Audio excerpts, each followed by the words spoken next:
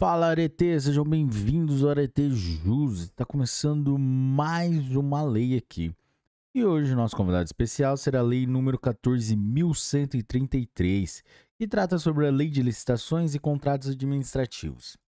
Galera, antes de começarmos aquele nosso ritual de se inscrever no canal, deixar o seu like, compartilhar com seus melhores amigos e vamos lá, galera.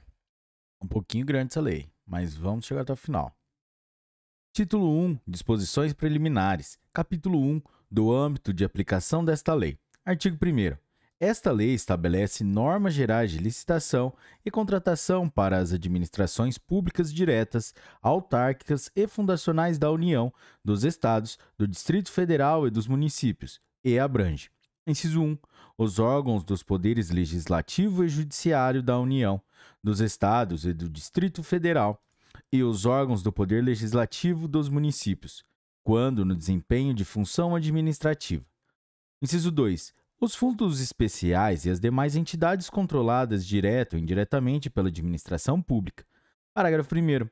Não são abrangidas por esta lei as empresas públicas, a sociedade de economia mista e as suas subsidiárias, regidas pela Lei 13.333, de 30 de junho de 2016, ressalvado o disposto no artigo 178 desta lei. Parágrafo 2º.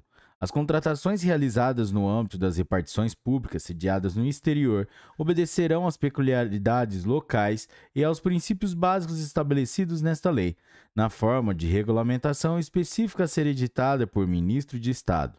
Parágrafo 3º.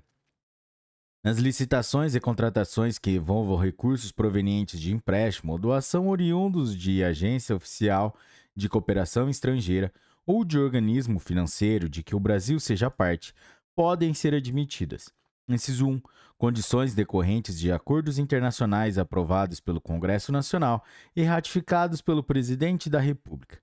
Inciso 2. Condições peculiares à seleção e à contratação constantes de normas e procedimentos das agências ou dos organismos, desde que, a linha A, sejam exigidas para a obtenção do empréstimo ou doação, a linha B, não conflitem com os princípios constitucionais em vigor, a linha C, sejam indicadas no respectivo contrato de empréstimo ou doação e tenham sido objeto de parecer favorável do órgão jurídico do contratante do financiamento previamente à celebração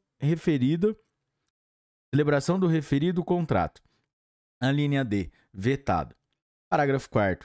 A documentação encaminhada ao Senado Federal para autorização do empréstimo de que trata o parágrafo 3º deste artigo deverá fazer referência às condições contratuais que incidam na hipótese do referido parágrafo.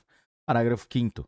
As contratações relativas à gestão, direta e indireta, das reservas internacionais do país, inclusive as de serviços conexos ou acessórios a essa atividade, serão disciplinadas em ato normativo próprio do Banco Central do Brasil, assegurada a observância dos princípios estabelecidos no caput do artigo 37 da Constituição Federal. Artigo 2º. Esta lei aplica-se, inciso 1, alienação e concessão de direito real de uso de bens. Inciso 2, compra, inclusive por encomenda. Inciso 3, locação. Inciso 4, concessão e permissão de uso de bens públicos. Inciso 5, prestação de serviços, inclusive os técnico-profissionais especializados. Inciso 6, obras e serviços de arquitetura e engenharia. Inciso 7, contratações de tecnologia da informação e de comunicação. Artigo 3º. Não se subordinam ao regime desta lei. Inciso 1, contratos que tenham por objeto operação de crédito, interno ou externo, e gestão de dívida pública, incluídas as contratações de agente financeiro e a concessão de garantia relacionadas a esses contratos. Inciso 2. Contratações sujeitas a normas previstas em legislação própria. Artigo 4º. Aplicam-se às licitações e contratos disciplinados por esta lei as disposições constantes nos artigos 42 a 49 da Lei Complementar nº 123, de 14 de dezembro de 2006. Parágrafo 1º. As disposições a que se refere o caput deste artigo não são aplicadas. Inciso 1. No caso de licitação para aquisição de bens ou contratação de serviços em geral. ao item cujo valor estimado for superior à receita bruta máxima admitida para fins de enquadramento como empresa de pequeno porte. Inciso 2. No caso de contratação de obras e serviços de engenharia, as licitações cujo valor estimado for superior à receita bruta máxima admitida para fins de enquadramento como empresa de pequeno porte. Parágrafo 2º. A obtenção de benefícios a que se refere o caput deste artigo fica limitada a microempresas e às empresas de pequeno porte que, no ano calendário de realização da licitação, ainda não tenham celebrado contratos com a administração pública cujos valores somados extrapolem a receita bruta máxima admitida para fins de enquadramento como empresa de pequeno porte, devendo o órgão ou entidade exigir do licitante declaração de observância desse limite na licitação. Parágrafo 3º. Nas contratações com prazo de vigência superior a 1 ano, será considerado o valor anual do contrato na aplicação dos limites previstos nos parágrafos 1º e 2º deste artigo.